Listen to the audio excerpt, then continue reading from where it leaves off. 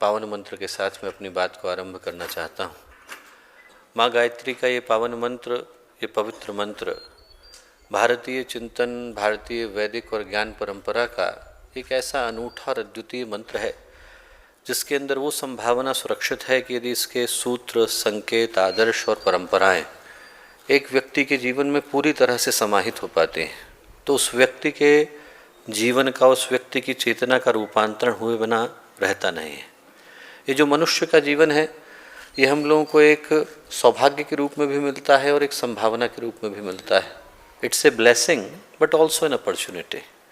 एक ऐसा संभावना का पथ हम में से हर एक के जीवन के अंदर विद्यमान है जहाँ पर यदि जीवन गलत दिशा में जाता है, हमारा चिंतन दूषित होता है, भावनाएं विकृत होती हैं, व्यक्ति का दृष्टिकोण कुमार्ग की ओर जाता है, तो उसी व्यक्ति को पाप, पतन और पराभव की राहों में गिरने से कोई रोक नहीं सकता।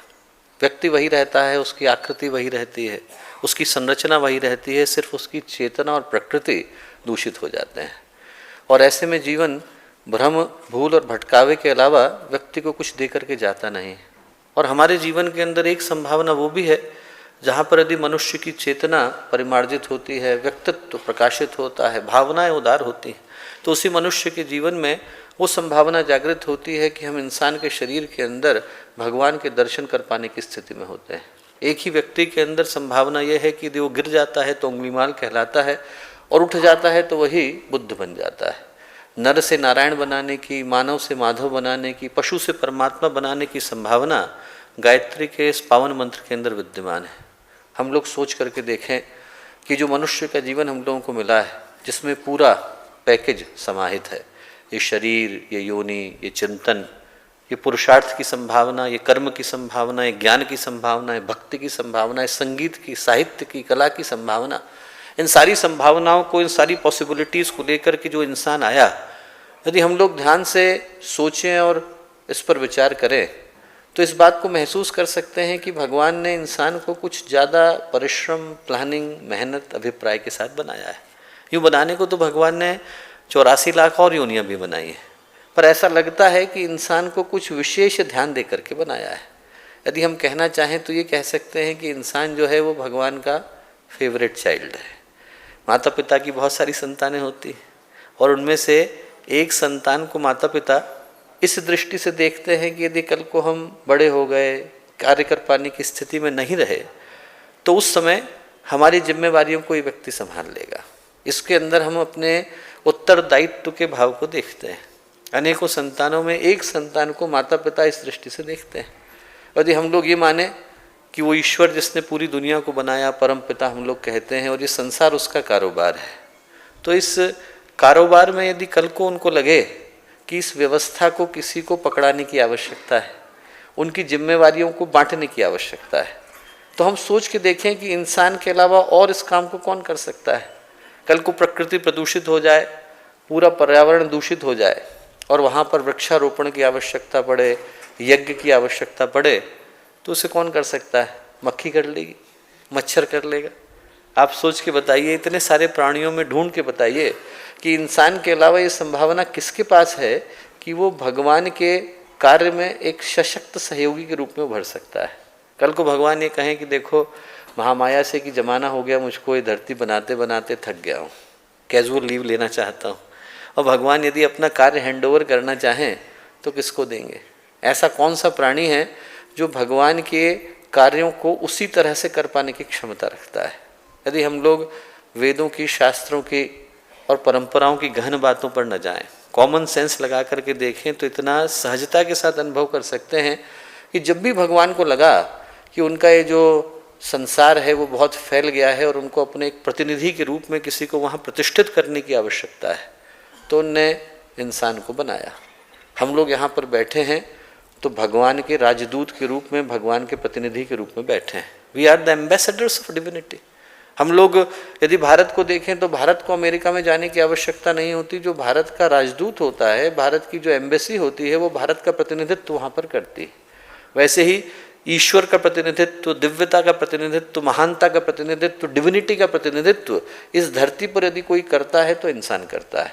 आप में से प्रत्येक व्यक्ति जो आज यहाँ पर विद्यमान है वो भगवान के प्रतिनिधि के रूप में यहाँ पर विद्यमान है। आप में से प्रत्येक व्यक्ति के अंदर वो संभावना है कि यदि वो जाग जाती है तो हमारे अंदर का वो भगवान प्रकट होता है जो इंसान को मसीहा के रूप में प्रतिष्ठित करके जाता है। एक कथा आती है श्वेत केतु की। बड़ा ही प्रसिद्ध बालक था, 12 साल का था। पूरे विश्वविद्यालय को उसने टॉप किया और घर को लौटा तो उसके जो गुरु थे आरुणि उद्दालक, उनने श्वेत केतु से कहा कि बेटा आज तू इतनी ज्ञान की बातें कर लेता है, तूने भगवान को देखा है? उन्होंने कहा नहीं, आपको श्लोक तो बहुत सारे बता सकता हूँ पर भगवान को देखने का अवसर नहीं मिला। गुरु बोले कि देखना चाहोगे? बोले हाँ। उनने एक पानी का गिलास लिया, शक्कर के टुकड़े मंगाए और शक्कर के टुकड़ों को पानी के गिलास के अंदर घोल दिया। कहाँ गई? श्वेत केतु ने कहा कि मेरी आंखों के सामने घोली। कहाँ गई? बता नहीं सकता। कैसे पता चलेगा? गुरु ने पूछा कि इसके अंदर शक्कर है। वो बोले कि चखना पड़ेगा, जब पानी मीठा लगेगा तो पता चलेगा कि इसके अंदर शक्कर विद्यमान है। उनके गुरु बोले कि बेटा ऐसी तरह से वो भगवान बाहर वायु में घुल गया है और अंदर प्राण में घुल गया है। न वायु दिखाई पड़ती है और न प्राण दिखाई पड़ता है, पर दोनों के बिना हमारा अस्तित्व संभव नहीं। बोले यदि उस भगवान को देखना है तो तू अपने अंदर गहरे उतर। Divinity is not a science of expression, it's a science of experience. ये अनुभव का विज्ञान है। और उन्होंने कहा ये करने के लिए ये महसूस करो कि वो दिव्यता तुम्हारे अंदर है। तत्त्वमसि सोहम, मेरे भीतर भी है। और जैसे ही श्वेत केतु को ये भान हुआ तो उसके मुंह से निकला अहम ब्रह्मास्मि, मैं भी वही भगवान हूँ। और वो जो हमारे अंदर भगवान बनने की यात्रा है वो हमारे जीवन की दिव्यता की यात्रा है। ये जो दिव्यता की संभावना है, इसको जगाने का जो मंत्र है वो माँ गायत्री का ये पावन मंत्र है। स्थिर चित्त के साथ, शांत मन के साथ, मन को, भावनाओं को स्थिर करते हुए आज का ये जो अत्यंत ही महत्वपूर्ण विषय है इसको आत्मसात करने के लिए, हृदयंगम करने के लिए एक बार उस शक्ति से प्रार्थना करते हैं जो हमें सन्मार्ग की ओर, सद्ज्ञान की ओर, सद्भाव की ओर लेकर के जाती हैं। माँ गायत्री का पावन मंत्र साथ साथ।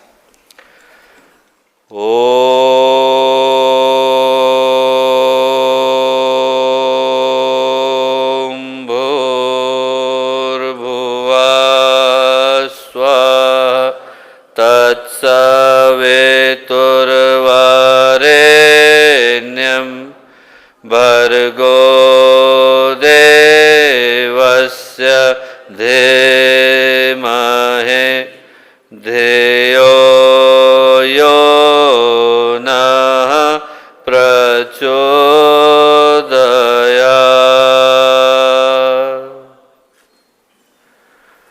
परम पूज्य गुरुदेव, परमवंदनीय माता जी के दिव्य संरक्षण में आज का ये अत्यंत ही पावन, पवित्र, शुभ अवसर, जब हम आदरणीय वीरेंद्र अग्रवाल मामा जी की जन्म और पुण्यतिथि दोनों ही को एक साथ इस रूप में यहाँ मनाने के लिए एकत्रित है कि जो संदेश उनने अपने जीवन के माध्यम से दिया और जिस तरह का जीवन उनने गुरुदेव के प्रति समर्पित होकर के जिया, उससे हम लोग क्या प्रेरणा प्राप्त कर सकते हैं।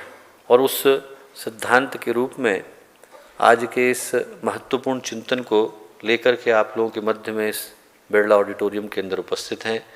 तो आज के इस शुभ अवसर पर यहाँ उपस्थित इस क्षेत्र के सभी गणमान्य अतिथिगण, यहाँ उपस्थित गायत्री परिवार के सभी वरिष्ठ सम्मानित कार्यकर्तागण, यहाँ उपस्थित पत्रकार बंधु, भाइयों बहनों और प्यारे मित्रों, आज का जो विषय है वो एक गंभीर चिंतन को लेकर के आया है।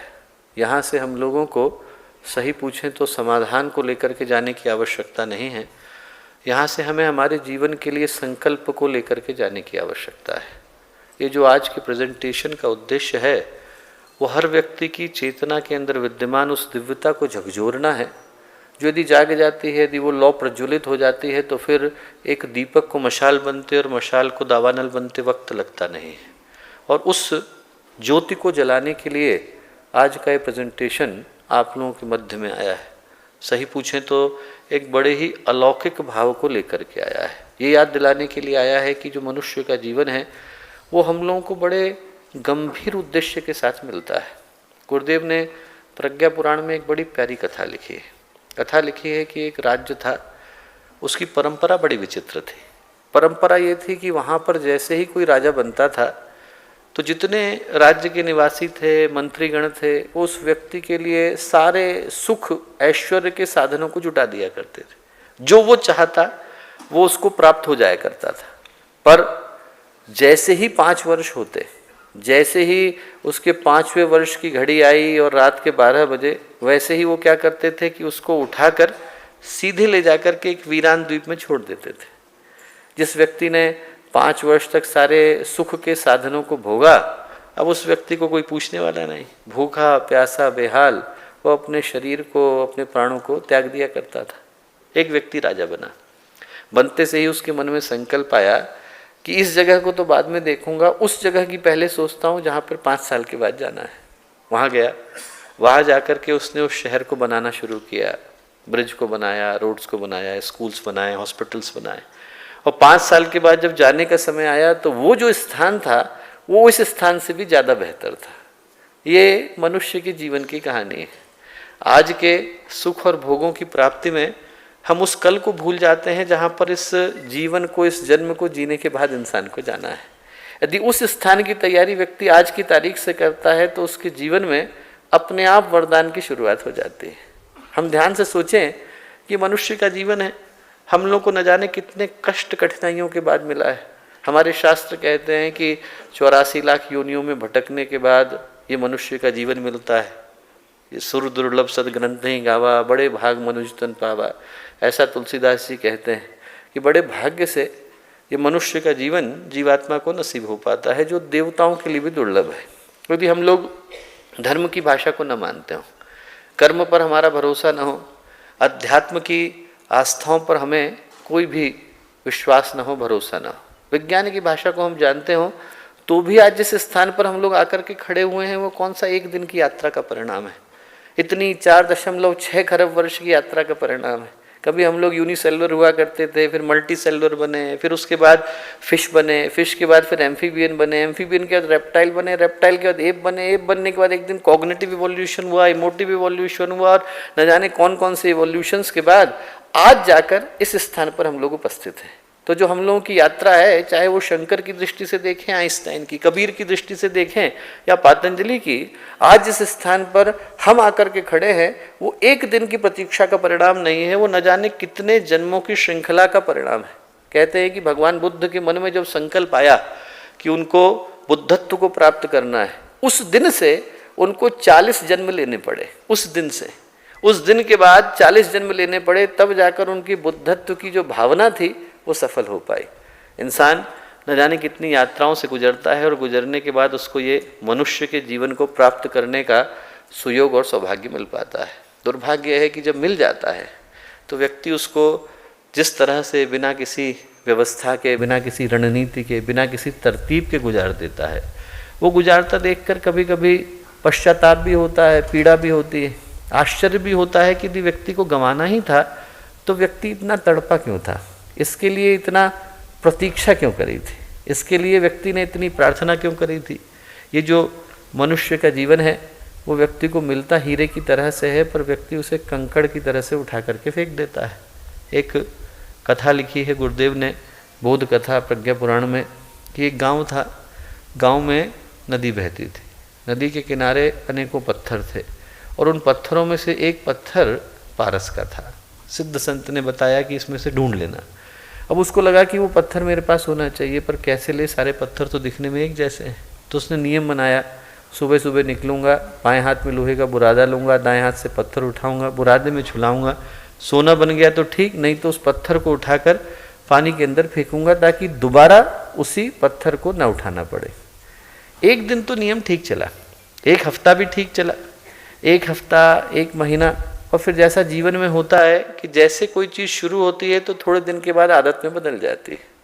हम लोग कोई नई चीज़ लेते हैं तो व्यक्ति के मन में उत्साह होता है, उमंग होती है कि इसको अंतिम लक्ष्य तक पहुंचाएंगे, और थोड़े दिन के बाद वो आदत बन जाती है। वैसे ही उसके साथ हुआ कि उठाना और बुरादे से छुलाना और पानी के अंदर फेंकना, ये एक आदत में बदल गया। उठाना शुरू किया, छुलाना शुरू किया, फेंकना शुरू किया। एक दिन निकला, एक हफ्ता निकला, एक वर्ष निकला, 10 वर्ष निकले और 20 वर्ष निकले। एक दिन पत्थर उठाया, बुरादे में छुलाया और पानी के अंदर फेंका और थोड़ी देर गुजर के देखा कि वो जो बुरादा था वो तो सोने में बदल गया था, पर पत्थर चला गया था। वैसे ही मनुष्य का जीवन है, पारस के पत्थर के रूप में मिलता है। इस जीवन के अंदर व्यक्ति के पास संभावना भी आती है कि वो चाहे तो गुरुदेव की तरह का जीवन जिए, विवेकानंद की तरह का जीवन जिए, पर जब तक वो बोध विकसित होता है तब तक तो भगवान चेकआउट का नोटिस भेज देता है, तब तक तो चलने का समय आ गया, बहुत दिन रह लिए, भगवान बुला लेता है। वो सही समय पर सोच आ जाए, समझ आ जाए और बोध आ जाए, यही आज के प्रेजेंटेशन का उद्देश्य है। हम लोग ध्यान से सोचें कि आज पहली बार इंसान थोड़े ही बने हैं, न जाने कितनी बार इन पथों से गुजरे हैं, न जाने कितनी बार ये इंसान का जीवन मिला होगा। गीता शुरू होती है तो भगवान अर्जुन से कहते हैं नत्वैवाहम जातो नासम नत्वम नेमे जनाधिपा न चैव न भविष्यामः सर्वे वै मतः परम, कि हे अर्जुन, ये जो राजा सामने खड़े हैं हजारों बार मेरे सामने आकर के खड़े हुए हैं, हजारों बार तू खड़ा हुआ है, हजारों बार मैं खड़ा हुआ हूँ। अब आप सोच के देखिए कि एक युग में एक बार सिर्फ भगवान आते हैं और वेदव्यास आते हैं। ज्ञान लुप्त हो जाता है तो उसको एकत्र करने के लिए वेदव्यास आते हैं, और धरती में असंतुलन हो जाता है तो संतुलन को लाने के लिए एक युग में एक बार भगवान अवतरण लेकर के आते हैं। और भगवान कह रहे हैं कि हजारों बार वो आ चुके हैं, तो हमारी गणना तो अगणित में हो जाती है। न जाने कितनी बार इस पथ से हम लोग गुजरे होंगे, और न जाने कितनी बार अंतिम घड़ी आई होगी, और न जाने कितनी बार अंतिम घड़ी के समय में आंखों से आंसू भी आए होंगे कि भगवान ने फिर से अवसर को दिया पर गंवा करके जा रहे हैं। सही समय पर व्यक्ति को ये बोध हो जाए कि मनुष्य का जीवन मिला क्यों, उद्देश्य क्या है, पहुंच कहाँ तक सकते हैं, तो ये जीवन वरदान में बदल जाता है। और जीवन को वरदान में बदलने के लिए उन महापुरुषों की ओर देखना अनिवार्य हो जाता है जिनने अपने जीवन को एक बड़े ही गंभीर उद्देश्य के साथ जिया। आपके सामने आप देख सकते होंगे स्वामी विवेकानंद का एक स्टेटमेंट आप लोगों के सामने आ रहा है, जिसमें स्वामी विवेकानंद ने बहुत सारी बातें कहीं, दिव्य कहीं, अद्भुत कहीं, पर इसमें से जो ये बात कही वो बड़ी ही ऐसी कही कि जिसको व्यक्ति यदि अपने हृदय में गहरे उतारता है तो उसका जीवन निश्चित रूप से बदलता है। हर व्यक्ति, हर जीवात्मा, उनने कही कि दिव्यता की संभावना को लेकर के आती है। Every soul is potentially divine. दुनिया की जितनी भी ताकतें, all the power of the universe is already ours. Ours का मतलब इंसान। It is we who have put our hands before our eyes and cry that it is dark. हम लोग हैं जो शिकायत करते हैं कि हमको कुछ मिला नहीं। यदि हम लोग इस कक्ष के सारे दरवाज़ों को बंद कर दें, लाइट्स ऑफ कर दें, जितने कर्टन हैं उनको बंद कर दें और शिकायत करें कि आज सवेरा नहीं हुआ, तो इसमें जो गलती है वो भगवान सूर्य की नहीं है, वो तो निकले हैं, पर उधर देखने से हम लोग मना कर रहे हैं। मनुष्य का जीवन मिलता है तो मनुष्य को संभावना भी मिलती है। हर व्यक्ति अपने साथ ये संभावना लेकर के आता है कि उसके अंदर वो बनने की संभावना है जो यदि जागृत हो जाए तो जीवन शांति, सुख और आत्मसंतोष को प्राप्त करता है। माइकल एंजेलो का नाम आपने सुना होगा। एक बड़े ही प्रसिद्ध मूर्तिकार हुए, सिस्टीन चैपल को उन्होंने बनाया। एक दिन एक खेत से गुजरते थे और जब खेत से गुजर रहे थे तो उन्होंने देखा कि वहाँ पर एक बड़ी सी चट्टान पड़ी है। वो किसान के पास गए और किसान से जाकर के बोले कि भैया ये चट्टान बेचोगे क्या? उसने कहा क्या बात कर रहे हैं, बेचोगे? बोले मैं आपके घर में छोड़ करके आऊँगा, आपको ऊपर से पैसे दूंगा, ये तो मेरा रास्ता रोक करके खड़ी है। उन्होंने कहा ठीक। वो घर पे छोड़ के आया। कुछ महीने गुजरे तो माइकल एंजेलो दोबारा आए उस किसान के पास और बोले कि भैया जरा हमारे घर चलोगे? बोले हाँ। घर में गए तो देखा वहाँ पर भगवान की एक बड़ी ही सुंदर प्रतिमा खड़ी है। उसको देखकर उस किसान की आंख से आंसू आ गए। बोले इतनी बढ़िया प्रतिमा आप कहाँ से लेकर के आए? माइकल एंजेलो बोले कि प्रतिमा उसी पत्थर के अंदर छुपी हुई थी जिसको तुमने अपने खेत के अंदर डाला हुआ था। हम में से हर व्यक्ति वही पत्थर है जिसके अंदर ईश्वर की प्रतिमा बनने की संभावना है। विवेकानंद ने कहा कि हर व्यक्ति, ऐसा कोई व्यक्ति नहीं है जो अपने जीवन में चाहे तो उस दिव्यता को परिलक्षित नहीं कर सकता। यदि हत्या करने वाला अंगुलीमाल बदल सकता है तो हम नहीं बदल सकते। यदि गलत राह पर चलने वाला वरदराज बदल सकता है तो हम नहीं बदल सकते। वरदराज का नाम संस्कृत में बड़े गर्व के साथ लिया जाता है और वरद का अर्थ संस्कृत में श्रेष्ठ भी होता है और वरद का अर्थ संस्कृत में बैल भी होता है। उसको वरदराज इसलिए नहीं कहा जाता था क्योंकि वो श्रेष्ठ था, इसलिए कहा जाता था क्योंकि दिमाग बैल की तरह से था। टीचर लाइक नहीं करते थे, पीछे बैठ जो सहपाठी थे बात नहीं करना चाहते थे, माता पिता ने त्याग दिया था। एक दिन एक मंदिर से गुजर रहा था, उसने देखा कि वहाँ पर एक चींटी जो है अपने शरीर से 21 गुना ज़्यादा बड़ा एक शक्कर का टुकड़ा उठा करके ले जा रही है। वरदराज को लगा कि यदि चींटी के अंदर इतना बल है तो मेरे अंदर नहीं आ सकता।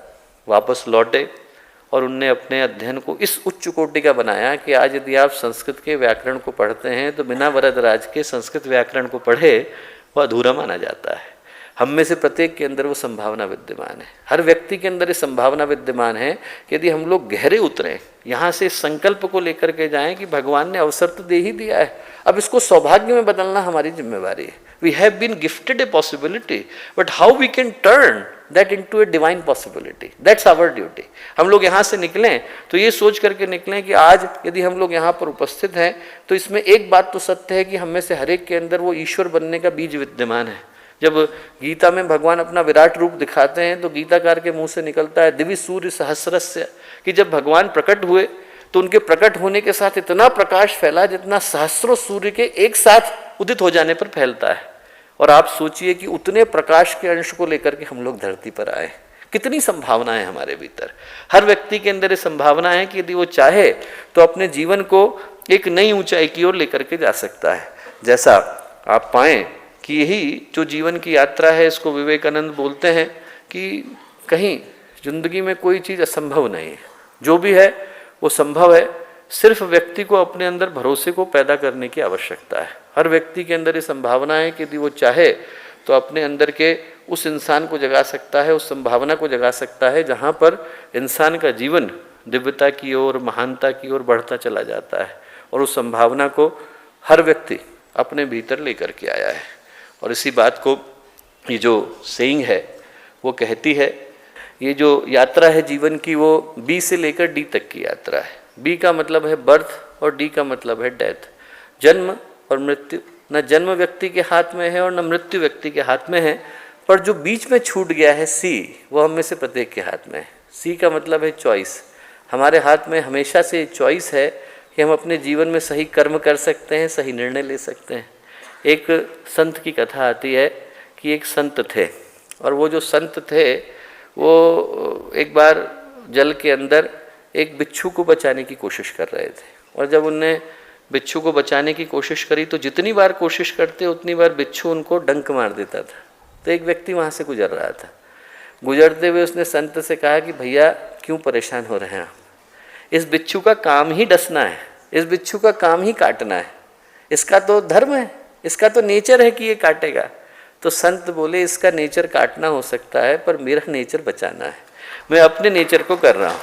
हमारे पास ये संभावना सदा सुरक्षित रहती है कि जीवन में कितना भी कठिन समय आए, जीवन में कितनी भी विषम परिस्थितियाँ आए, जीवन में कितनी भी विभत्स परिस्थिति बने, पर उन परिस्थितियों के मध्य में हम लोग अपने जीवन की दिशा को सही कर सकते हैं।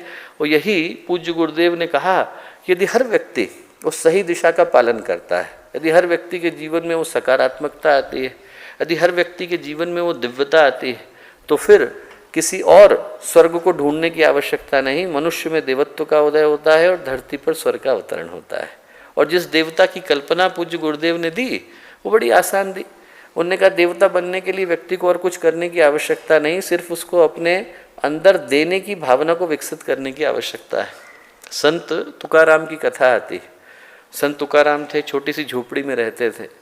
उनकी परीक्षा लेने के लिए भगवान शिव गए, भगवान विष्णु गए। भगवान शिव ने और भगवान विष्णु ने अपनी लीला से बाहर बारिश पैदा कर दी। और जब उनने देखा कि बारिश हो रही है तो भगवान विष्णु ने दरवाज़ा खटखटाया, अंदर आ जाएं, बाहर बहुत बारिश हो रही है। तो तुकाराम बोले कि आ जाइए, पर हमारी झोपड़ी बहुत छोटी है, इसमें एक व्यक्ति लेट सकता है और दो बैठ सकते हैं, आपको बैठने में तकलीफ नहीं है तो अंदर आ जाइए। आ गए, भगवान विष्णु भी आ गए और आके बैठ गए, घुटने मोड़ के बैठ गए। 2-3 घंटे गुजरे कि भगवान शिव आए, दरवाज़ा खटखटाया, अंदर आ जाए। भगवान शिव ने पूछा, तुकाराम बोले कि आ जाइए, पर हमारी झोपड़ी छोटी है, इसमें एक व्यक्ति लेट सकता है, 2 बैठ सकते हैं, 3 खड़े हो सकते हैं, आपको खड़े होने में तकलीफ नहीं है तो आ जाइए। आ गए, 2-3 घंटे गुजरे, सुबह का सूरज निकला तो भगवान शिव ने, भगवान विष्णु ने अपने असली स्वरूप को प्रकट किया और तुकाराम से बोले कि तुकाराम हमारी दृष्टि में तुम देवता हो। तुकाराम बोले कि साहब मैं कैसा देवता, मेरी तो झोपड़ी बहुत छोटी है। भगवान बोले झोपड़ी छोटी है पर दिल बहुत बड़ा है। बोले जिसका दिल बड़ा होता है वो देवता हो जाता है। गुरुदेव ने सिद्धांत दिया कि दिल बड़ा हर कोई कर सकता है। आज के समय की समस्या है कि व्यक्ति अपने दिल को छोटा करके बैठ गया। यहाँ तक की जो यात्रा है वो ये स्पष्ट करती है कि मनुष्य का जीवन वरदान में बदलता है यदि हम लोग बांटना शुरू करते हैं। आज की तारीख में हम छोटे से छोटे बच्चे को भी तो बटोरना ही सिखाते हैं। आप सोचिए बांटना सिखाता कौन है? यदि छोटे बच्चे में और बड़े में आप अंतर देखना चाहें तो आप पाएंगे कि छोटे बच्चे के लिए तो छोटी चीज़ भी खुशी का कारण बन जाती है। एक टॉफ़ी का रैपर दिखा दीजिए, खुश हो जाएगा। थोड़ा मुंह पर आप फूंक दीजिए, खुश हो जाएगा। गाना गा दीजिए, खुश हो जाएगा। और बड़े व्यक्ति के लिए बड़ी चीज़ भी शिकायत का कारण बन जाती है। वो 4-5 वर्ष पहले की घटना है कि माता पिता ने अपनी सारी सेविंग लेकर बच्चे के लिए वो जगुआर खरीदी और ख़रीद के दी। उसने क्या किया, सीधे ले जा कर के यमुनानगर की नहर में डाल दिया। क्यों? क्योंकि उसको बेंटली चाहिए थी। अब आप सोचिए कि व्यक्ति के पास सब कुछ आ जाने के बाद उतनी ही शिकायतें आ जाती हैं। इंसान का दिल छोटा हो गया और ऐसी स्थिति में जब दिल बड़ा होता है, संवेदनाएं खुलती हैं, भावनाएं व्यक्ति की विशाल होती हैं, तो इंसान के अंदर का देवता जागता है। जो अभी तक की यात्रा है वो स्पष्ट करती है कि मनुष्य का जीवन वरदान के रूप में बदलता है यदि हमारे व्यक्तित्व के अंदर से वो धारा निकलती है जहाँ पर हम अपने कल्याण के अलावा समाज के कल्याण के पथ को प्रशस्त करते हैं। पर यदि हम आसपास की ज़िंदगी को उठा करके देखें तो हम पाएंगे कि आज के समय की जो ज़िंदगी है उसके अंदर बहुत सारी तकलीफ़ें, बहुत सारी परेशानियां आ गई और उसमें से बहुत सारी समस्याएं हैं। पर एक आपको बताना चाहते हैं कि आज के समय में जो ज़िंदगी है वो एक अजीब तरह की रेस में बदल गई है। एक ऐसी रेस में बदल गई है जहाँ पर हर व्यक्ति एक ही चीज़ के पीछे भागा चला जा रहा है और जब तक उसको होश आए तब तक तो बहुत देर हो जाती है। वो आप ये महसूस करके देखिए कि आज की तारीख में हम एक व्यक्ति की सफलता की परिभाषा किस आधार पर तय करते हैं? इस आधार पर तय करते हैं कि औरों की तुलना में उसके पास कितना है। घर है इतना काफ़ी नहीं है, औरों से बड़ा है कि नहीं। पैसा इतना काफ़ी नहीं है, औरों से ज़्यादा है कि नहीं। आदमी के पास गाड़ी है इतना काफ़ी नहीं है, पर औरों से बेहतर है कि नहीं।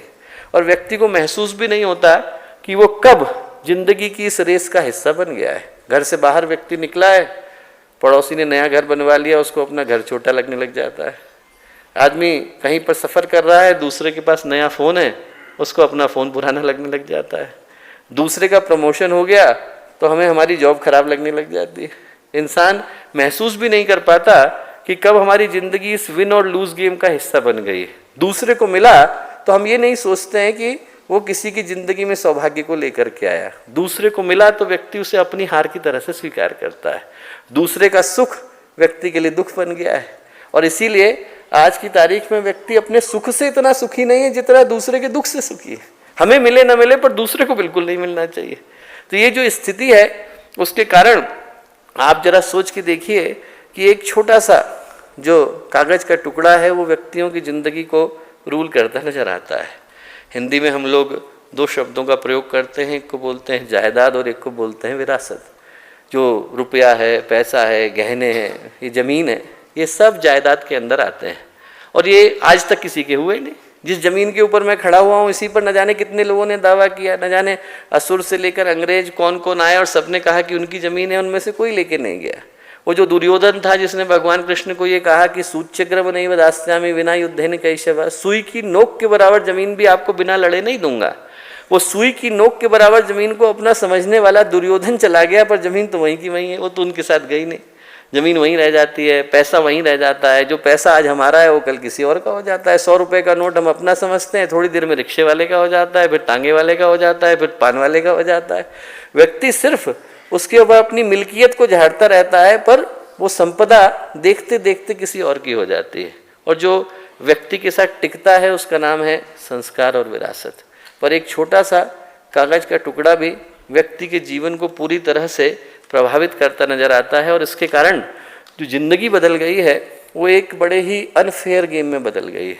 लोग ये सोचते हैं कि दूसरे को मिल गया तो हमारी ज़िंदगी में कुछ अनफेयर घट गया। एक छोटा सा प्रयोग है, ये प्रयोग आप सोच के देखिए कि वैज्ञानिकों ने बंदर के ऊपर किया। एक बंदर को ज़्यादा दिया, एक बंदर को कम दिया, और जिस बंदर को ज़्यादा मिला उसकी तुलना में जिस बंदर को कम मिला उसके हृदय में भी उतनी ही चोट पहुंची। जब बंदरों के जीवन में घट रही है तो इंसान के जीवन में नहीं घटती होगी। जो प्रयोग है यूनिवर्सिटी ऑफ वर्जीनिया का है, आप लोग जब भी समय मिले तो एक बार उसको करके ज़रूर देखिए। बहुत ही इंटरेस्टिंग एक्सपेरिमेंट है। एक्सपेरिमेंट यह है कि उन्होंने 2 बंदर लिए, दोनों को एक ही तरह का टास्क दिया, एक को उसके बदले में ज़्यादा दिया, एक को कम दिया, और जिस बंदर को कम मिला उस बंदर के हृदय में वो चोट इतनी गहरी पहुंची कि उसने किसी भी तरह के कार्य में पार्टिसिपेट करने से मना कर दिया। तो आज जिंदगी जो है, आप सोच के देखिए कि इसके कारण व्यक्ति की जिंदगी कितनी अनफेयर हो गई है, और इसके कारण एक जो बड़ा ही दुष्प्रभाव निकल कर के आया है वो ये निकल कर के आया है कि हर व्यक्ति की जिंदगी सिर्फ उसी के चारों ओर सिमट करके रह गई है। वो जो जिंदगी वरदान बन सकती थी वो धीरे धीरे धीरे करके सिर्फ अपनी ही जिंदगी के आसपास सिमट करके रह जाती है। यहाँ पर ज़्यादातर लोग तो वो हैं जिनने उस समय के समय को भी देखा है जब ये टेक्नोलॉजी इतनी एडवांस नहीं थी। और आप लोग अच्छी तरह से जानते हैं कि आज से 15 साल पहले, 20 साल पहले जब फ़ोन इतने नहीं थे, टेक्नोलॉजी इतनी नहीं थी, तो आदमी के पास सोशल ज़िंदगी थी। बच्चे बाहर खेलने के लिए मिलते थे, लोग बाहर जाते थे, उसके पास एक सामाजिक जीवन होता था।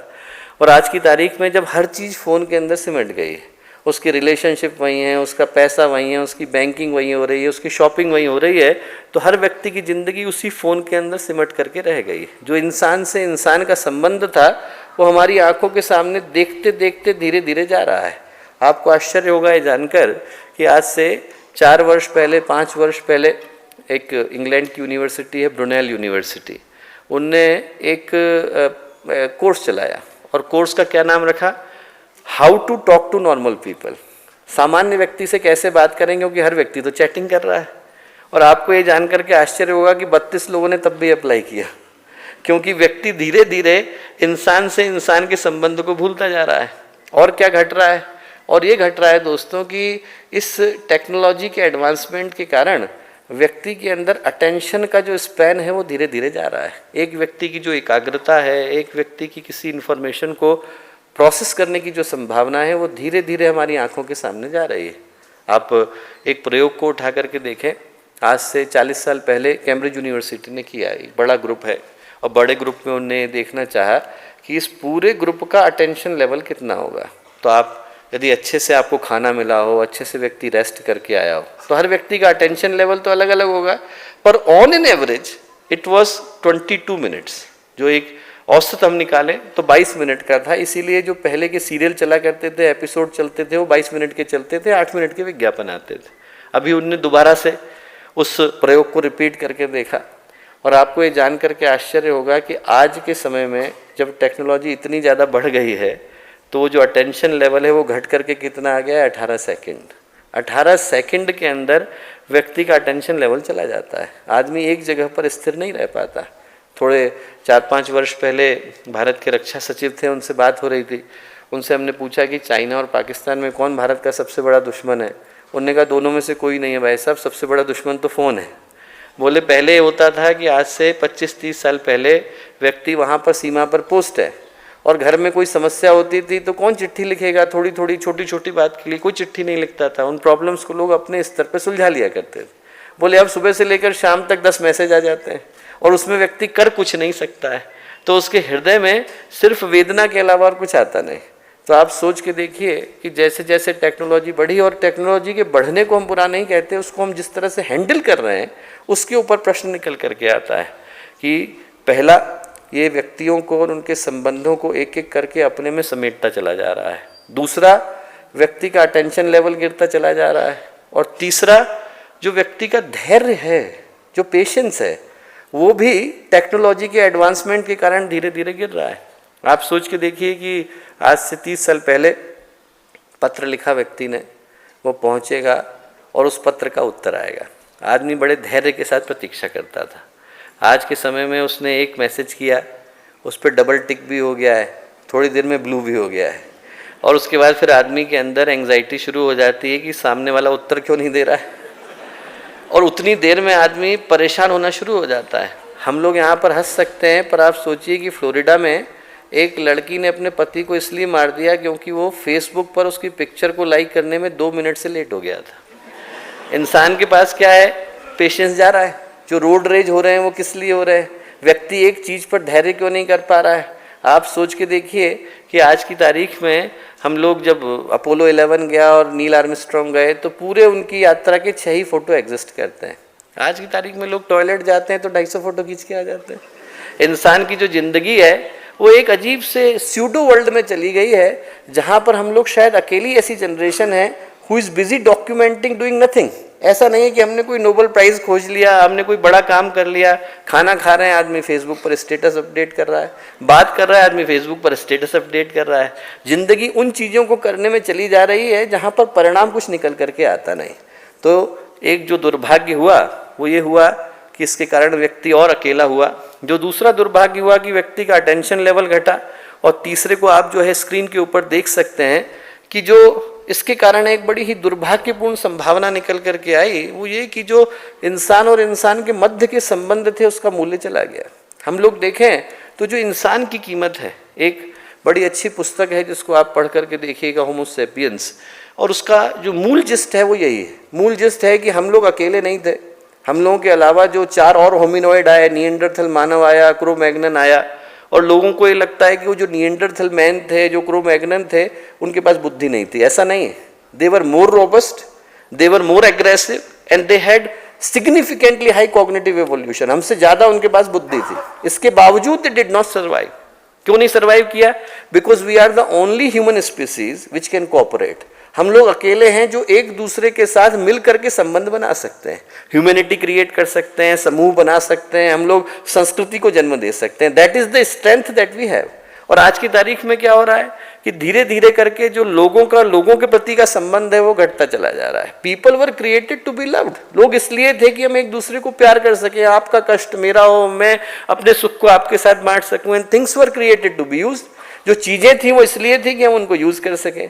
और दुनिया इसलिए तकलीफ में जा रही है because we are loving the things and using the people. हम जो रिलेशनशिप है उनको मैनिपुलेट कर रहे हैं और चीज़ों को प्यार कर रहे हैं। आज से 12-13 साल पहले हम लोगों ने लंदन में एक सर्वे कराया था कि आपके लिए सबसे ज़्यादा मूल्य का क्या है, और उस समय में आईफोन और आईपैड आया था, लगभग आया था। और आपको आश्चर्य होगा ये जानकर कि 62% people said iPhone and iPad. उसके बाद फिर सेकंड नंबर पे और कुछ था, गाड़ी थी, थर्ड पे कुत्ते बिल्ली थे, और चौथे पे पेरेंट्स का नाम आया। हमारी आंखों के सामने घट रहा है कि जो चीज़ें हमारे लिए मूल्य की हैं वो जा रही हैं। कल को यदि मेरे जीवन में संकट आएगा तो मेरे पास 1000 फेसबुक के लाइक हो, मेरी ज़िंदगी को बचाने वाले नहीं हैं। बचाने वाले जो लोग हैं उनके साथ व्यक्ति का संबंध धीरे धीरे करके घटता चला जा रहा है। तो एक जो आज की परिस्थितियों में दुर्भाग्य घटता है वो ये कि ये जो परिस्थितियां हैं उसमें टेक्नोलॉजी के एडवांसमेंट के साथ व्यक्ति धीरे धीरे करके अकेला होता चला जा रहा है। और जो परिणाम निकल करके आया है वो ये कि व्यक्ति के घर भर बड़े हो गए हैं पर धीरे धीरे करके परिवार उसमें से विदा होते चले जा रहे हैं। पहले एक छोटे से घर के अंदर व्यक्ति के गांव वाले, मौसी, चाचा किसी से एक बार मिले, उनके बच्चे भी पल जाया करते थे। आज की तारीख में तो व्यक्ति एक ही घर के अंदर रहता है और सारे जितने भी परिवार के लोग हैं उन सबके टीवी अलग हो गए। एक समय तो एक ही टीवी में लोग क्रिकेट का मैच भी देख लेते थे और सीरियल भी बिना किसी टेंशन के और लड़ाई के देख लेते थे। आज की तारीख में तो हर व्यक्ति का कमरा अलग, गुड मॉर्निंग और गुड नाइट के अलावा व्यक्ति मिलता कम है। और उसके बावजूद जो है धीरे धीरे करके परिवार विदा होते चले जा रहे हैं। तो घर बड़े हुए, परिवार विदा हो गए, एजुकेशन आई, कॉमन सेंस चली गई। वो एक प्यारी घटना आती है कि एक व्यक्ति था, बहुत बड़ी डिग्री लेकर के आया, मंदिर में गया, पुजारी से बोलने लगा कि आप बताओ कि दुनिया में सबसे बड़ा कौन है। पुजारी बोले कि भाई भगवान बड़े। बोले भगवान बड़े हैं तो मंदिर में क्यों खड़े हैं? बोले मंदिर तो भगवान का घर है। बोले मंदिर बड़ा है तो धरती पे क्यों खड़ा है? तो पंडित जी बोले कि भाई ऐसा है, धरती धारण करती है, धारयते इति धरती, कि वो सारी सृष्टि को धारण कर रखा है इसलिए धरती माँ है। बोले अच्छा धरती बड़ी है तो फिर वो शेषनाग जी के ऊपर क्यों खड़ी है? बोले शेषनाग जी भगवान के सर पे। बोले अच्छा शेषनाग जी बड़े हैं तो भगवान के गले में क्यों पड़े हैं? बोले अरे साहब वो भगवान के सर पे। बोले अच्छा भगवान शिव बड़े हैं तो फिर कैलाश पे क्यों खड़े हैं? बोले अरे उनका घर है भाई। बोले यदि कैलाश बड़ा है तो हनुमान जी की कानी उंगली पे क्यों खड़ा है? हनुमान जी उठा के ले गए थे। अब एक संत वहां पर सुन रहे थे सब बातें। बोले भैया तू इससे बोल दे कि तू ही सबसे बड़ा है। उन्होंने कहा कि तू ही सबसे बड़ा है। अब बोला तो वो जो है एकदम खुश हो गया। खुश हुआ तो संत बोले कि भैया एक बात बता कि तू सबसे बड़ा है तो मंदिर के नीचे क्यों खड़ा है।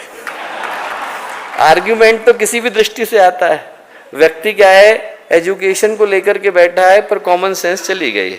और जो एक दुर्भाग्य हुआ वो ये कि हम लोग मेडिसिन की दृष्टि से आज पहले की तुलना में बेहतर है, पर व्यक्ति का स्वास्थ्य उतनी ही तेजी से गिरता चला जा रहा है। एक तरफ तो हम लोग चंद्रमा पर पहुंच गए हैं, पर धीरे धीरे करके स्थिति आ रही है कि व्यक्ति से पड़ोसियों के बारे में पूछा जाए तो उसको पता नहीं। भारत में तो अभी नहीं आई, पर विदेशों में तो निश्चित रूप से आ गई है। आप यदि दूसरी दृष्टि से देखें तो आदमी के पास पैसा ज़्यादा आ गया है पर मन की शांति चली गई है।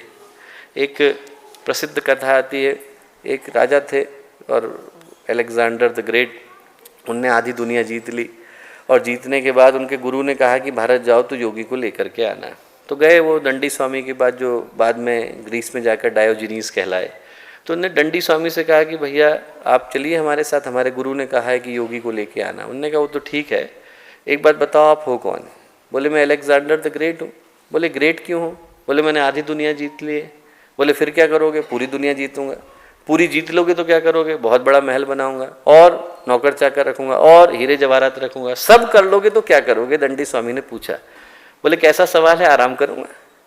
दंडी स्वामी बोले वही तो मैं अभी कर रहा हूँ, उसके लिए दुनिया जीतने की क्या आवश्यकता है।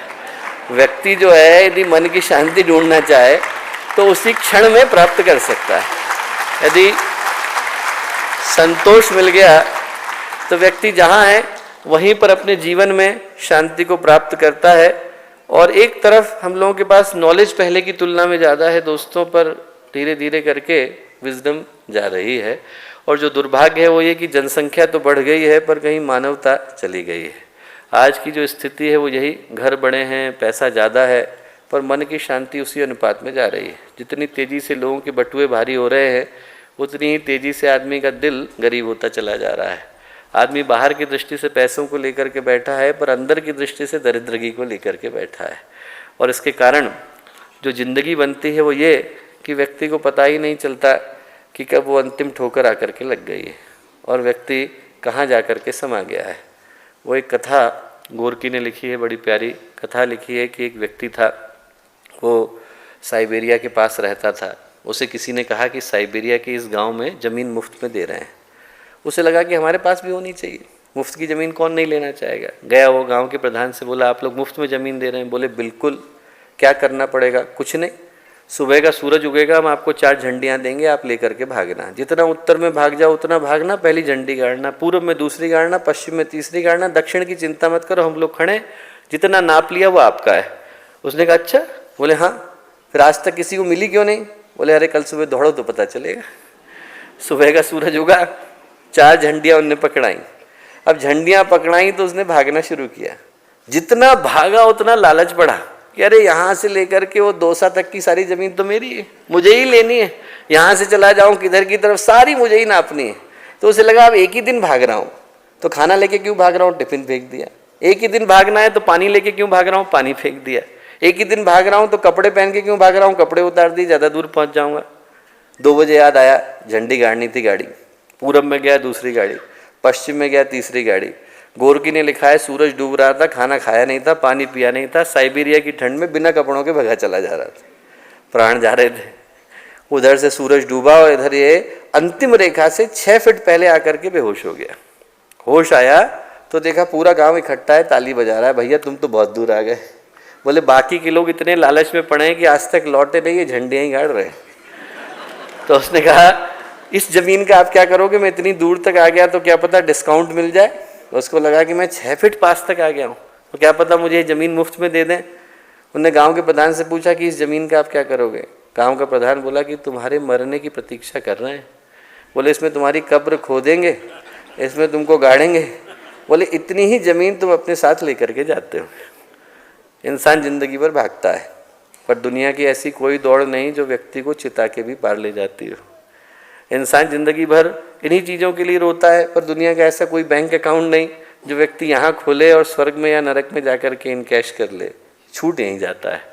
पर व्यक्ति की ज़िंदगी एक दौड़ में बदल जाती है।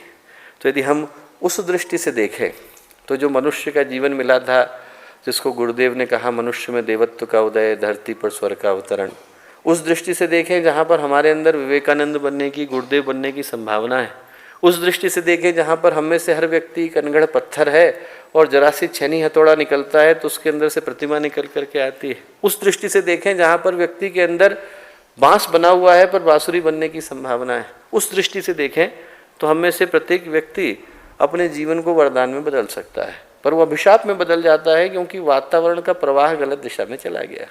यदि गलत दिशा में चला जाता है तो व्यक्ति न चाहते हुए भी उस दौड़ का हिस्सा हो जाता है। व्यक्ति को पता भी नहीं चलता कि कब वो उस दौड़ का हिस्सा हो गया है, उसको होश भी नहीं है। गुरुदेव कहा करते थे कि जब गाड़ी निकलती है तो सड़क पर जो कुत्ते होते हैं वो गाड़ी के पीछे भागते हैं। बोले पकड़ लेगा तो करेगा क्या, यदि उसको पकड़ में आ भी गई तो करेगा क्या। वैसे ही इंसान के साथ होता है, इंसान भगा चला जा रहा है, ये मिल जाए वो मिल जाए वो मिल जाए, और मिल जाता है तो वैसे ही पुराना हो जाता है। जिस चीज़ के लिए हम लोग तड़पे थे, जिस चीज़ के लिए रात की नींदें खराब करी थी, जिस क्षण आ जाती है उसी क्षण बासी हो जाती है, उसी क्षण इंसान का रस उनके प्रति चला जाता है। तो ऐसे में जिंदगी को वरदान बनाने के लिए क्या करने की आवश्यकता है, और इस प्रश्न का उत्तर शुरू होता है गुरुदेव के एक बड़े ही प्रसिद्ध वाक्य से कि सबसे पहले हमें अपने जीवन में उद्देश्य को ढूंढने की आवश्यकता है। गुरुदेव ने कहा बिना उद्देश्य के जिंदगी पेंडुलम की तरह से है, घूमती तो बहुत है पहुंचती कहीं नहीं। हम लोग जिंदगी में बिजी हो गए, इसका मतलब ये नहीं है कि जिंदगी में उद्देश्य आ गया। कई लोग बिजी होने से ये अर्थ लगा के बैठ जाते हैं कि जिंदगी में उद्देश्य भी है। उद्देश्य इससे नहीं आता कि हम लोग क्या करते हैं, बल्कि इससे आता है कि क्यों करते हैं। फांसी पर भगत सिंह भी चढ़ते हैं और हत्यारा भी चढ़ता है, कारण बदल जाते हैं। जो कारण है वो तय करता है कि हमारे जीवन का उद्देश्य क्या था। और जब बात उद्देश्य की आती है तो कईयों को लगता है कि अभी हमारे जीवन में वो घटना नहीं घट सकती, विलंब हो गया, देर हो गई, बहुत समय हो गया, अब शायद हम लोग अपने जीवन के उद्देश्य को न ढूंढ पाएँ। तो जानबूझ करके कुछ ऐसे उदाहरणों को यहाँ पर लिया है जो बहुत साधारण जगह से आए, साधारण घरों से आए और उन्होंने अपने जीवन के उद्देश्य को ढूंढा। ये जो सज्जन हैं जिनको आप इस फोटोग्राफ के अंदर देख रहे हैं, उनका नाम है जेम्स हैरिसन। एक बड़े ही छोटे ऑस्ट्रेलिया का स्थान है, वहाँ से आए। ब्रिक लेयर का काम करते हैं, जिसको हम लोग हिंदी में बोलते हैं मजदूर। पढ़े लिखे नहीं, कोई एजुकेशन नहीं है, तीसरी चौथी तक पढ़ाई करी। आज से लगभग 14 वर्ष पहले उन्हें ऑस्ट्रेलिया का जो सबसे बड़ा सम्मान है, हमारे भारत रत्न के equivalent Victoria order of merit, वो दिया गया। फिर इंग्लैंड ने भी नाइटहुड दिया, फ्रांस ने भी अपना सबसे बड़ा सम्मान दिया।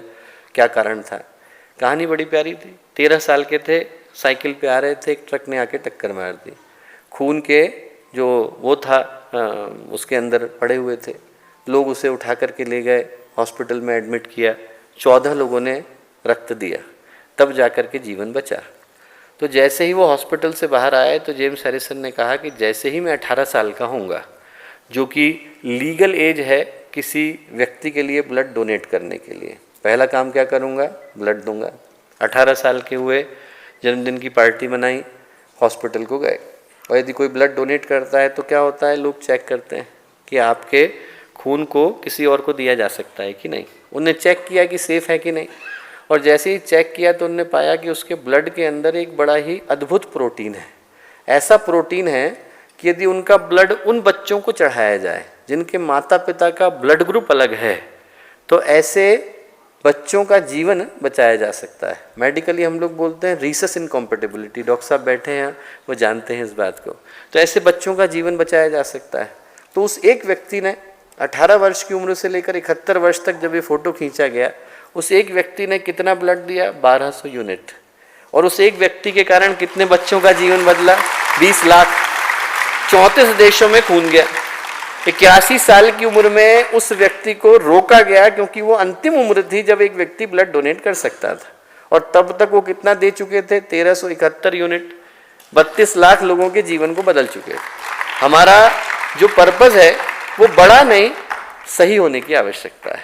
यदि व्यक्ति का जो पर्पज़ है वो एक अच्छे उद्देश्य के लिए है, तो एक अकेला व्यक्ति हजारों के जीवन को बदल देता है। दशरथ मांझी ने नहीं बदल दिया था, उनने पूरे रास्ते को निकाल दिया था। हजारीबाग तो एक किसान का बसाया हुआ है। आते जाते उनने 2 सुबह के वक्त पेड़ लगाए, शाम को 2 लगाए, और अपनी जिंदगी में 37,000 पेड़ लगा दिए। एक व्यक्ति के संकल्प में इतना बल होता है कि यदि व्यक्ति उठे और मन में संकल्प को लेकर के उठे तो न जाने कितनों के जीवन को बदल पाने की ताकत रखता है। पहला हम लोग यहाँ से भाव लेकर के जाएं कि मन में संकल्प आए। दूसरा, एक जो उदाहरण है वो अपने ही घर का है। सुहासिनी मिस्त्री, अभी 2020 में उनको पद्मश्री का सम्मान मिला। एक बहुत ही छोटे स्थान से, कलकत्ता के पास एक गांव है हसनपुकुर, वहाँ की रहने वाली, और आप देख सकते हैं सब्जी बेचने का काम करती हैं। 21 साल की थी कि उनके पति का देहावसान हो गया। 4 बच्चे थे, सबसे छोटा जो बच्चा था 3 ही महीने का था। और ऐसे समय में आप सोच के देखिए कि 21 साल की महिला सब्जी बेचने का काम करती हो, पढ़ी लिखी नहीं हो, विधवा हो गई हो। उनने अपने मन में संकल्प लिया कि मैं अपने गांव में हॉस्पिटल खोलूँगी, यदि मेरे गांव में हॉस्पिटल होता तो मेरे पति बच जाते। और कोई हुआ तो उसके मन में संकल्प आता नहीं। लोगों ने सुना तो सब हंसे, बोले शाम की रोटी तो हो नहीं पाती यार, हॉस्पिटल कैसे खोलोगे। पर देखिए संकल्प किसे कहते हैं। उस एक महिला के संकल्प के कारण 37 वर्ष जब हम लोग आगे चलें तो उनका एक जो लड़का था अजय, वो MD डॉक्टर हो गया, अपोलो में उसकी जॉब लगी, छोड़ करके वो वापस गांव को गया। तो जो उसके सहपाठी थे, टीचर थे, प्रोफेसर थे, वो सब के सब ये देखने के लिए गए कि इस व्यक्ति को इतनी बढ़िया जॉब मिली, इतने गरीब परिवार से आया, छोड़ के क्यों गया। और जब वो गए और उन्हें सुहासिनी मिस्त्री से बात करी, तो बात करने के बाद हर व्यक्ति रोया। 37 साल गुजर गए थे। उस महिला ने अपने लिए साड़ी नहीं खरीदी थी, बच्चों के लिए कपड़े नहीं खरीदे थे, जो भी बचाया था वो गांव में हॉस्पिटल खोलने के लिए बचाया था। 22,000 रुपये बचा पाई। 22,000 रुपये में आप अच्छी तरह से जानते हैं कि हॉस्पिटल नहीं खुलता, एक ढंग का कमरा भी किराए पे नहीं मिलता है। 22,000 रुपये बचा पाई थी। पर लोगों ने सुना तो एक व्यक्ति ने अपनी सारी ज़मीन दे दी कि इस पे बनाओ। जितने बिल्डर थे उनने कहा हम इस पे मुफ्त में हॉस्पिटल बना के देंगे। जितने इलेक्ट्रीशियन थे उनने कहा मुफ्त में फिट करके देंगे। प्लम्बर्स ने कहा मुफ्त में फिटिंग करेंगे। डॉक्टर्स ने कहा मुफ्त में ट्रीट करेंगे। और जितने फार्मासिस्ट थे उनने कहा मुफ्त में दवाइयाँ देंगे। और उस महिला ने अपने गाँव के अंदर हॉस्पिटल खोला, humanity hospital, from poor for poor. और उसके लिए उन्हें भारत का सबसे बड़ा सम्मान दिया गया। तो व्यक्ति के अंदर जिस पहले संकल्प को होने की आवश्यकता है वो ये कि उसके अंदर उद्देश्य निकल करके आए। एक कहानी तो हमारे बिल्कुल पास की है, आज हम लोग जानते हैं, उनका नाम बहुत अच्छी तरह से शरद चंद्र अन्नामलाई। उनकी माँ जो थी वो चेन्नई के रेलवे स्टेशन पर इडली बेचा करती थी। 4 बच्चे थे। अब वो बड़े हुए तो अन्नामलाई पढ़ने में अच्छे थे। उनने बिट्स पिलानी से MTech किया, IIM अहमदाबाद से MBA किया। और उस समय में 1980s में उनको 80-81 लाख रुपए की जॉब ऑफर हुई।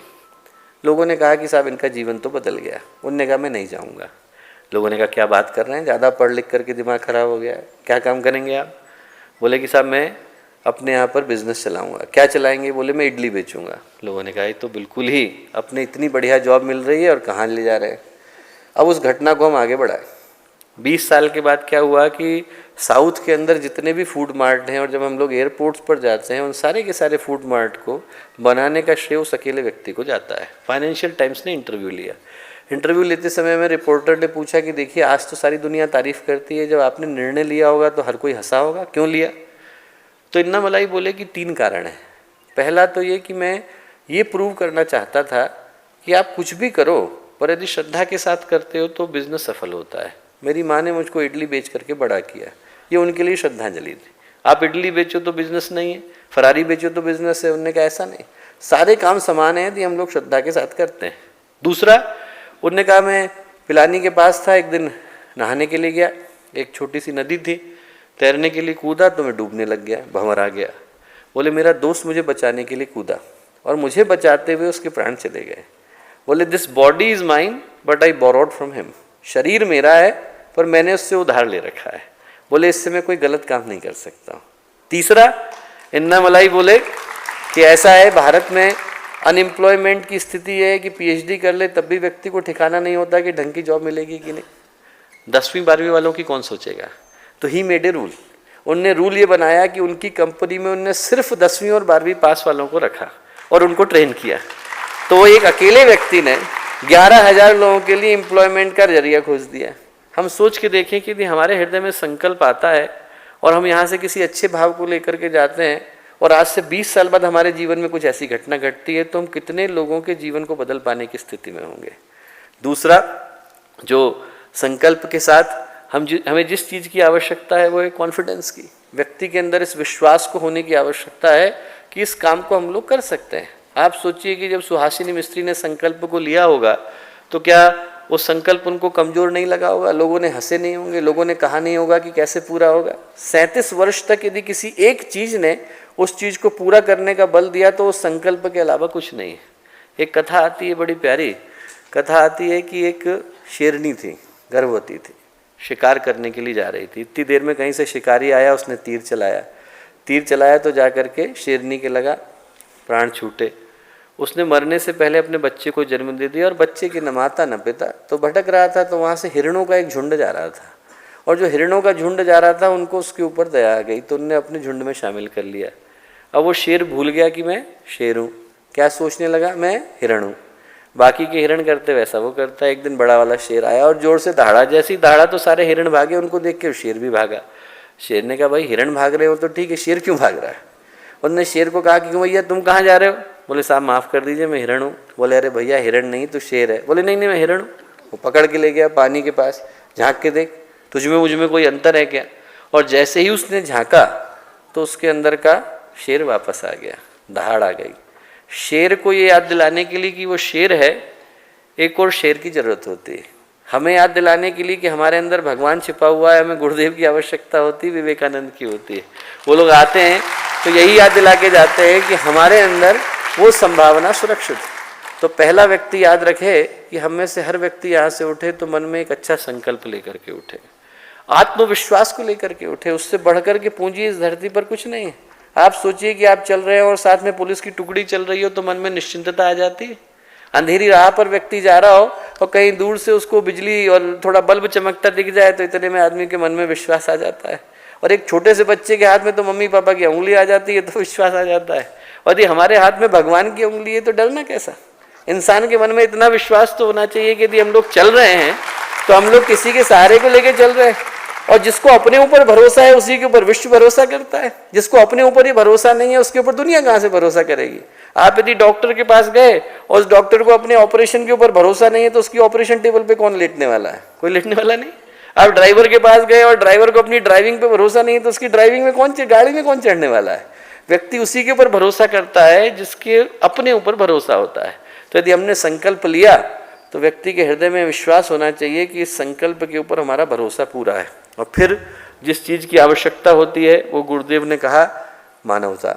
यदि कोई उद्देश्य हमारे पास नहीं है तो गुरुदेव ने कहा मानवता पर्याप्त है। हम लोग मानव हैं तो हमें मानवता को संकल्प के रूप में लेकर के जाने की आवश्यकता है। बिना परोपकार के गुरुदेव ने कहा हमारे जीवन में और पशु के जीवन में ज़्यादा अंतर नहीं रह जाता।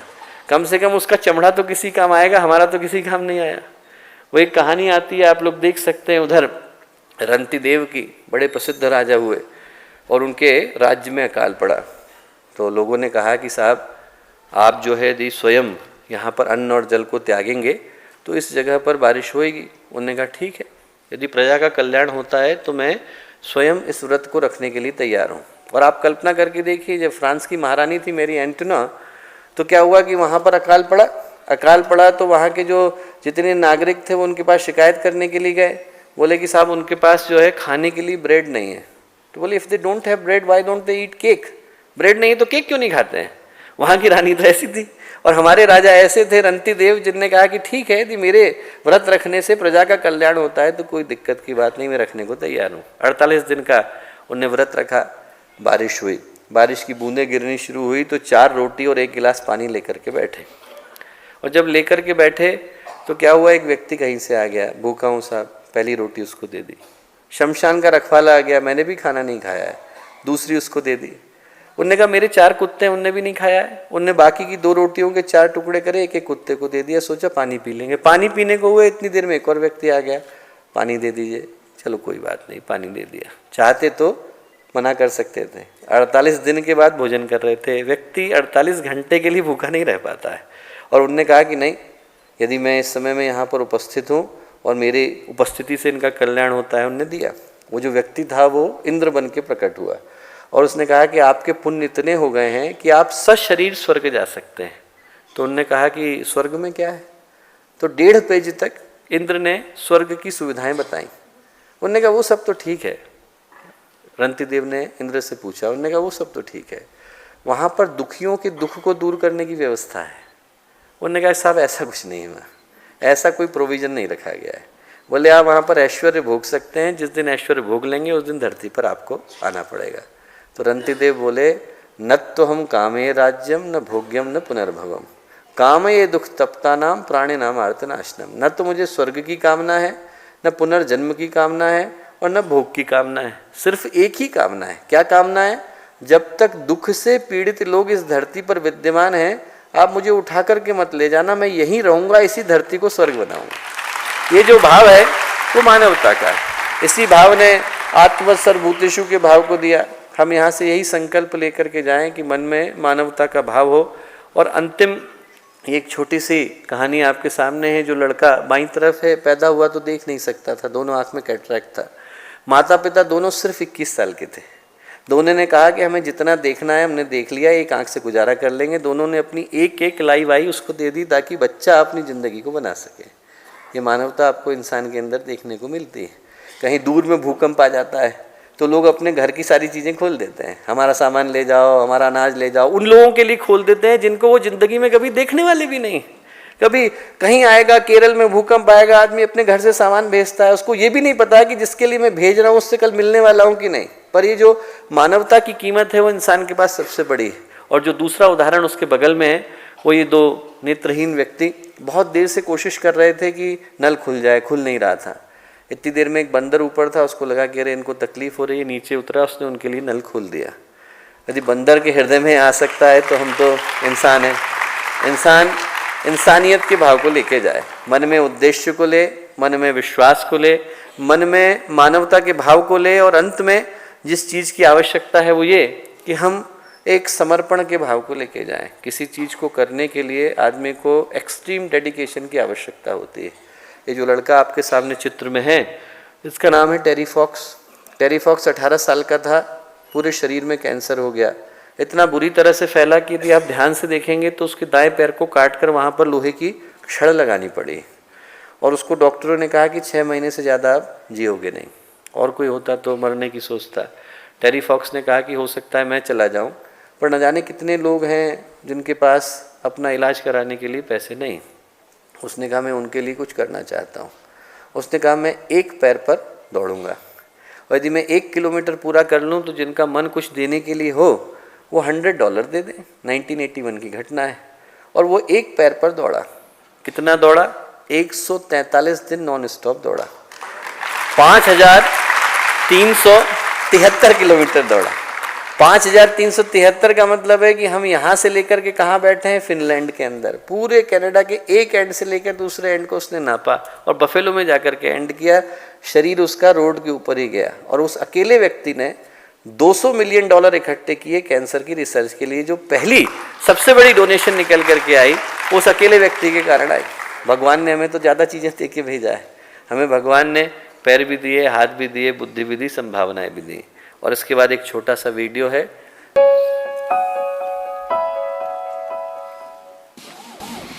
My name is Jessica Cox and I live in Tucson, Arizona.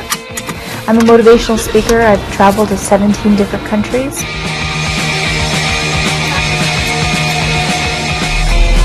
My situation of being born without arms requires a lot of creativity. I would see all the kids around me climbing up the monkey bars or climbing up the slide, and for me I felt somewhat frustrated because I was prevented from that. I wanted to run up and climb up that slide just like all the other kids. At times I would vision flying over the playground and being Superwoman. I realized that I needed to adapt to the way everyone else did things, and it wasn't about catering to my needs or my special situation, but it was more about me adapting and being creative and coming up with ways of using my feet or using other methods to become independent. Put my pants onto the hook, then I just step into the pants like this, and I wiggle my way into my pants.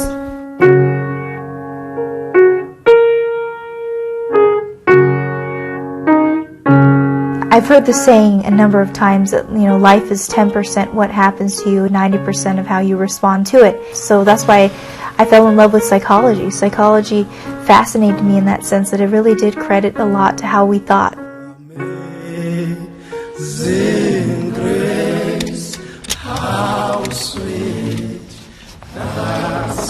It was a 3-year process to become a pilot. I had to find a specific airplane, and it has 2 less controls than most standard airplanes. And so therefore I can actually keep my right foot on the yoke, my left foot on the throttle.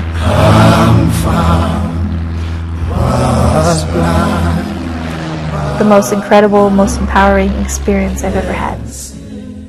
It was grace. It's that feeling of being free, of being, in the sky, and just that incredible feeling of being up there. What I enjoy is not really knowing where I'm going to be next. In the next 4 months, I'm going to be in 4 different countries. And I remember promising myself I would never again wear those fake, heavy, prosthetic arms.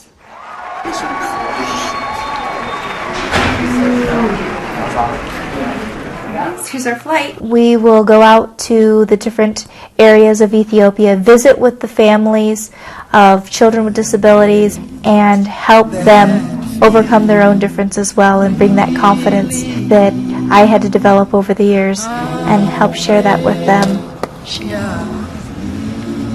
The achievement that I am most proud of, I think, is maturing from someone who was angry and upset about being differently able to being someone who was different, to now being able to celebrate that and use it as an opportunity to give hope and inspiration to other people.